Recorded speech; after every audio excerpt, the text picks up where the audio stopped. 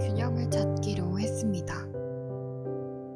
사실 내게 인간관계는 큰 고민거리가 아니었다.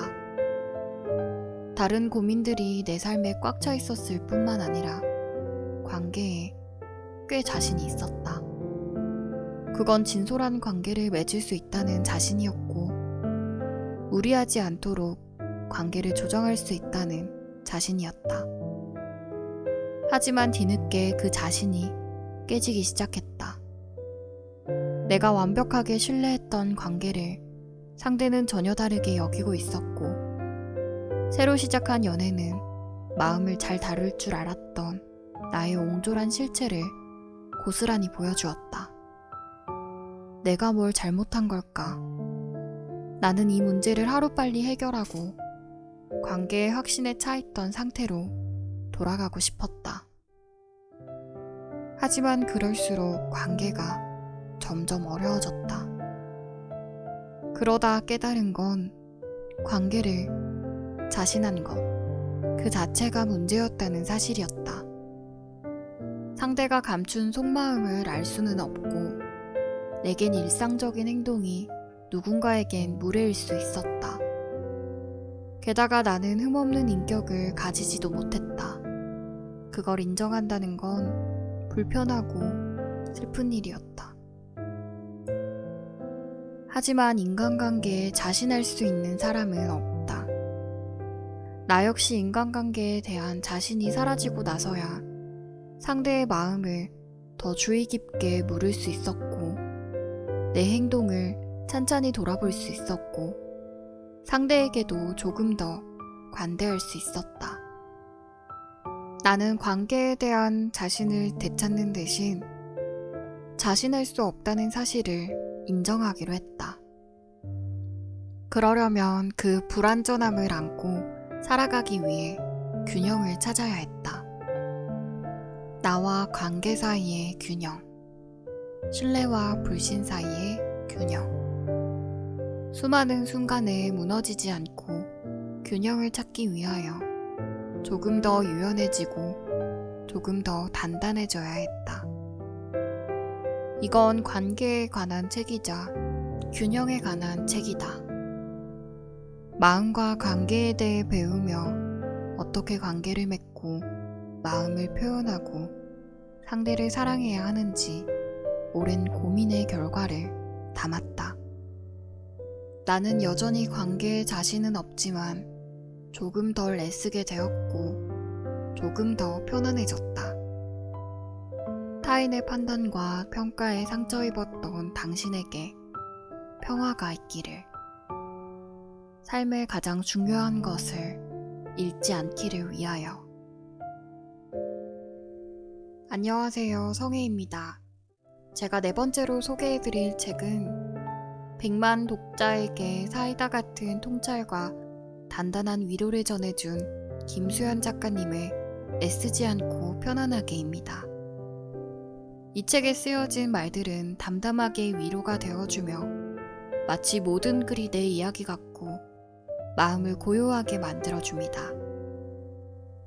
나를 지키는 관계 맺기를 이야기하며 어느 날 완벽하다고 믿어 의심치 않았던 관계를 상대는 전혀 다르게 생각하고 있었다는 사실을 깨닫고 관계에 대한 고민을 시작했고 오랜 시간 고민한 나름의 결과들을 담아냈다고 합니다. 나를 지키면서 사소한 일에는 날 세우지 않는 조금 더 다정한 사람이 될 수 없을까 생각하는 사람들에게 단호하면서 유쾌하고 다정한 이야기를 풀어나갑니다.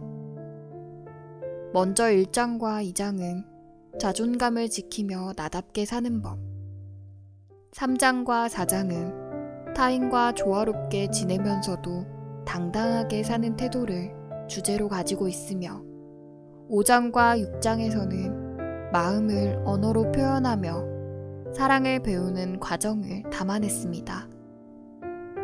따뜻한 공감과 시원한 솔루션이 담긴 글과 그림이 가득하고 밑줄까지 그어가며 기억해두고픈 문장들로 가득 찬 책입니다. 유쾌한 책들과 솔직한 경험담과 위트 있는 일러스트로 재미를 더하고 심리학적 내용을 어렵지 않게 풀어낸 애쓰지 않고 편안하게.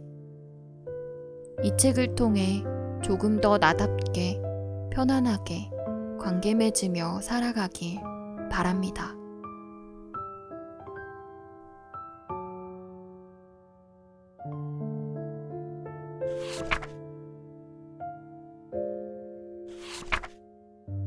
실망시킬 용기. 영재발굴단이라는 TV 프로그램에 초등학교 5학년 문제도 척척 푸는 6살 아이가 나왔다. 6살 때 유치원에 하나밖에 없던 주방놀이 세트를 차지하는 게 최대 로망이었던 나와는 다르게 이 똑똑한 아이는 아침부터 밤까지 문제집을 섭렵했다. 그런데 계속 관찰하자 가끔 문제를 풀지 못하거나 답이 틀리기라도 하면 아이는 지나치게 힘들어하며 장롱 안에 숨기도 했다. 힘들어하는 아이의 마음을 들여다보기 위해 정신건강의학과 전문의 노규식 박사가 아이에게 이유를 묻자 아이는 더 대단한 걸 해낸 사람들에게 인정받아야 한다고 답했다. 그리고 사실 문제집 풀기는 하고 싶지 않지만 그러면 엄마가 실망한다며 참았던 울음을 터뜨렸다. 겨우 6살인데 삶의 무게가 이렇게 무거워도 되는 걸까? 여기까지만 들으면 엄마는 가혹한 문제집 노동을 강요하는 악당 같다. 하지만 엄마는 강요한 적이 없었다. 아이는 자발적으로 문제집을 풀었고 그래서 의아해하니 노규식 박사가 이렇게 얘기했다.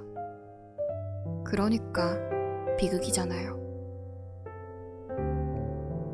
언어에 민감하고 영민한 아이는 사람들의 행동과 말에서 심중을 읽었다.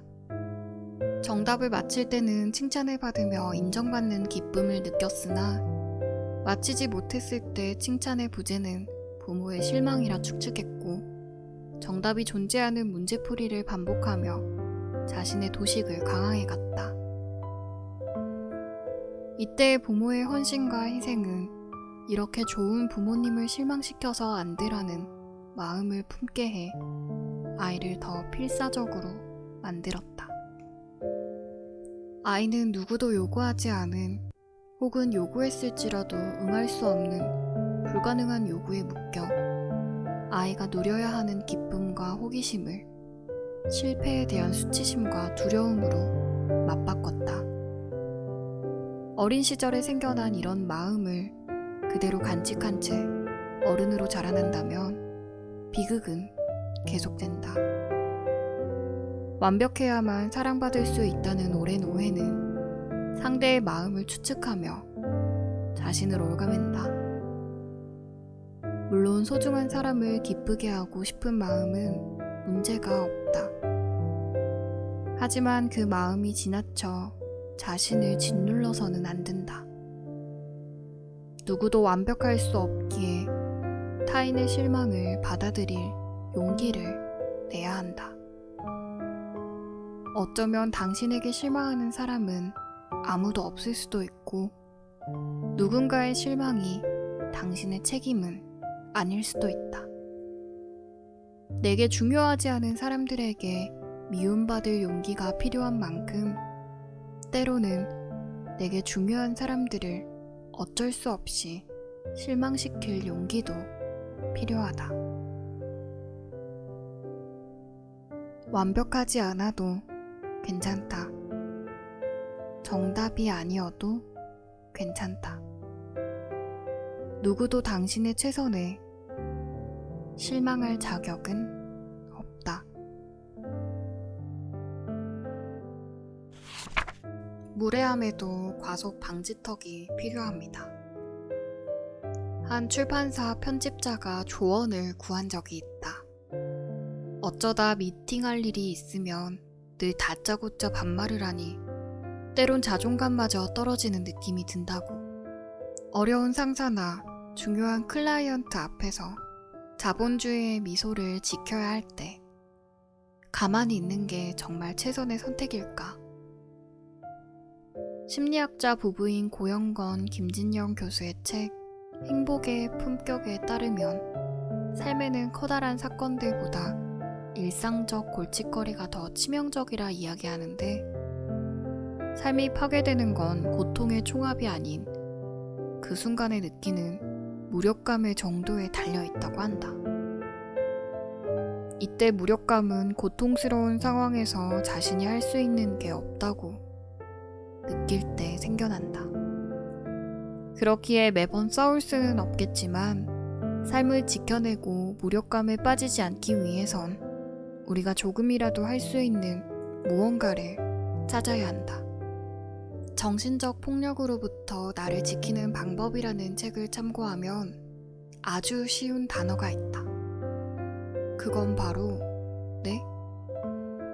여기에는 약간의 연기력이 필요한데, 싸우자는 건 아니지만 요즘 세상에도 이런 퇴행적 마인드를 가진 사람이 있다는 것에 대한 순수한 놀라움을 담아 아주 짧게 네? 라고 말하며 놀라는 거다. 놀랐다는 이유로 비난하는 사람은 없고, 어쩌면 우리의 마음을 전할 기회가 될 수도 있다. 물론 우리의 반응 따위는 전혀 개의치 않는 빌런들이 존재하니 특단의 강경책이 필요하겠지만, 다행히 대부분의 사람은 자신이 이상해 보이는 걸 원하지 않는다. 우리가 상대와 약간의 마찰력을 만든다면 그들이 괴물이 되지 않는데 도움을 줄 수 있다. 도로 위의 과속 방지턱처럼 약간의 불편함이 서로를 안전하게 만드는 것이다. 이때 잊지 말아야 할 건 갑에 대한 예의가 아닌 인간에 대한 예의는 갖춰야 한다는 것. 종종 후회로 남는 자기 표현은 표현했기 때문이 아니라 정중함을 잃었기 때문이다. 무례한 상대에게 친절할 필요는 없지만 같이 무례해질 필요도 없다. 구겨진 표정으로 투덜거리거나 비열해지라는 게 아니라 정중하게 내가 감정이 있는 사람이라는 걸 조금씩 알려주는 거다. 표현에 따른 불이익을 걱정하지만 인간에 대한 예의와 정중함을 잃지 않는다면 문제가 될 건 별로 없다. 만약 그럼에도 불이익이 생긴다면 그런 곳 혹은 그런 사람을 처음부터 떠나는 게 좋을 수 있다. 그러니 아주 작게라도 표현해보자. 무력해지지 않기 위하여, 서로의 존엄한 삶을 위하여.